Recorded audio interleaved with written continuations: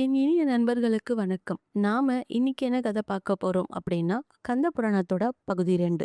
புராண தோற்றம், பிரம்மதேவர் உருட்டிவிட்டு சக்கரம் அப்படின்ற கதைய தான் நாம இன்னைக்கு பார்க்க போறோம்.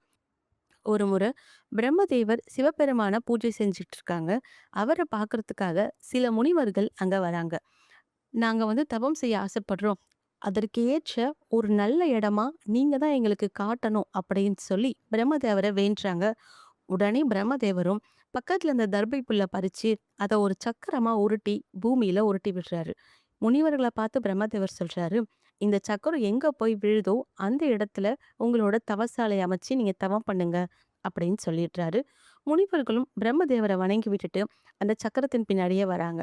பல இடங்களை தாண்டி இமாச்சலிய சாரல் பக்கத்துல அந்த சக்கரம் ஒரு வனப்பகுதியில போய் விழுது.